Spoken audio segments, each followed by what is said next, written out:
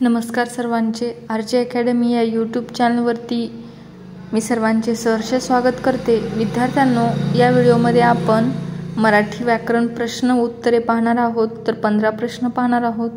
Video शेवटपर्यंत नक्कीच पहा, खूप महत्त्वाचे प्रश्न आहेत। प्रश्न आहे पहिला, उजवणे या शब्दाचा नेमका आशय कोणत्या पर्यायातून सूचित होतो? पर्याय आहेत वर आलेला भाग, राजरोसपणे वावरणे, दोष काढणे, एखादे कार्य यथासांग पार पाडणे। आणि तुम्हाला योग्य अर्थ याच्यातून सूचित करायचा आहे। आणि पर्याय आहे, उत्तर आहे एखादे कार्य यथासांग पार पाडणे, पर्याय क्रमांक 4।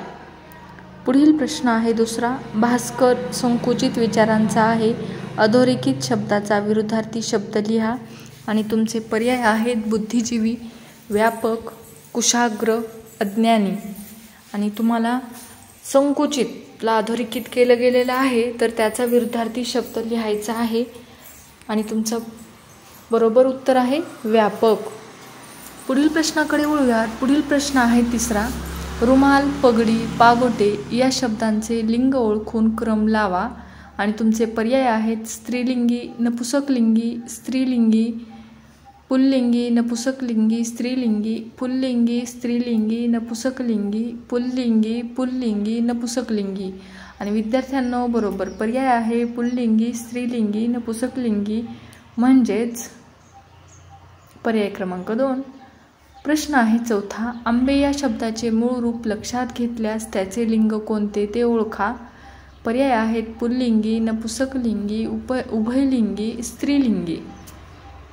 आंबे या शब्दाचे मूळ रूप काय होईल, तर आंबा होईल, आणि मग त्याचं लिंग पुल्लिंगी होईल, पर्याय क्रमांक 1। पुढील प्रश्न आहे पाचवा, महानुभाव संप्रदायाचे प्रवर्तक कोण आहेत?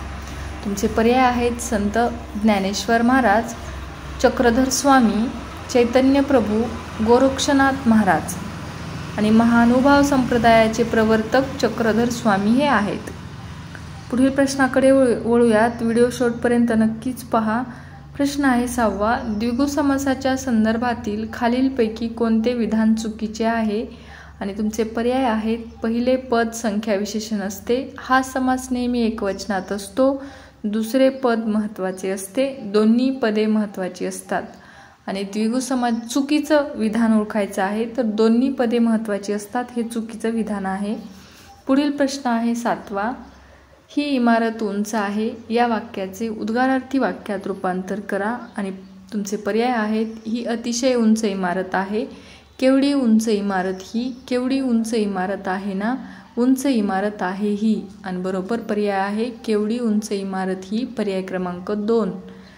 पुढील प्रश्न आहे 8वा, पुढे दिलेल्या समानार्थी शब्दाच्या गटातील चुकीचा पर्याय कोणता आहे? आणि पर्याय आहेत हरिण, सारंग, मृग, संहार, नाश, विनाश, समुद्र, रत्नाकर, अर्णव, वारा, अनिल, आदित्य। मग कोणता पर्याय चुकीचा आहे हे ओळखायचं आहे। पर्याय उत्तर आहे वारा, अनिल, आदित्य हा चुकीचा पर्याय आहे। पुढील प्रश्न आहे विद्यार्थ्यांनो 9वा, वाक्याचा प्रकार ओळखा। आणि वाक्य आहे, तुझे नाव काय? आणि तुमचे पर्याय आहेत उद्गारार्थी वाक्य, विधानार्थी वाक्य, संयुक्त वाक्य, प्रश्नार्थी वाक्य। तुझे नाव काय या वाक्यातून काय उद्देश होतो, तर प्रश्नार्थी वाक्य आहे, हे प्रश्न विचारला गेलेला आहे। पुढील प्रश्न आहे विद्यार्थ्यांनो 10वा, ययाती कादंबरीचे लेखक कोण आहेत? आणि तुमचे पर्याय आहेत ह.ना. आपटे, ना.सी. फडके, वि.स. खांडेकर, गंगाधर गाडगीळ। आणि हो, चॅनलला सबस्क्राईब केलं नसेल तर नक्कीच करून घ्या। आणि याचं बरोबर उत्तर आहे विद्यार्थ्यांनो वि.स. खांडेकर, हे ययाती कादंबरीचे लेखक वि.स. खांडेकर हे आहेत। पुढील प्रश्न आहे 11वा, वचन बदला आणि शब्द आहे फूल। आणि तुमचे पर्याय आहेत फुली, फूल, फूल, फुले। वचन बदला म्हणजे एक वचन असेल तर अनेक वचन करायचं असतं, तर फूल हे एक वचन आहे, मग त्याचं अनेक वचन काय होईल, तर फुले होईल, पर्याय क्रमांक 4। पुढील प्रश्न आहे विद्यार्थ्यांनो 12वा, इमारत, भाकरी, लेखणी, पंथी या शब्दांचे लिंग ओळखा। पर्याय आहेत उभयलिंगी, नपुसकलिंगी, पुल्लिंगी, स्त्रीलिंगी।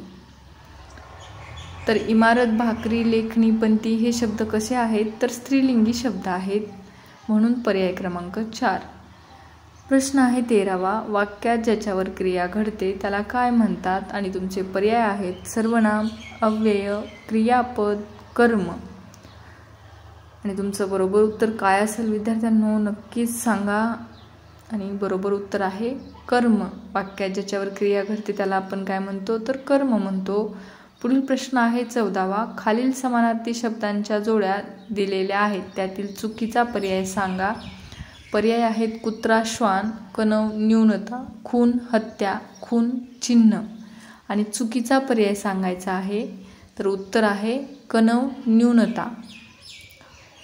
पुढील प्रश्न आहे 15वा. वर्तमान काळातील वाक्य ओळखा आणि वाक्य आहेत किंवा पर्याय आहेत मी खेळत होतो, मी खेळलो, मी खेळेन, मी खेळतो. वर्तमान काळी म्हणजे चालू असलेली क्रिया कोणत्या वाक्यातून दिसते तर मी खेळतो. तर नक्कीच व्हिडिओला लाईक कराल, शेअर करायला विसरू नका आणि सबस्क्राईब करून ठेवा म्हणजे पुढील व्हिडिओचं नोटिफिकेशन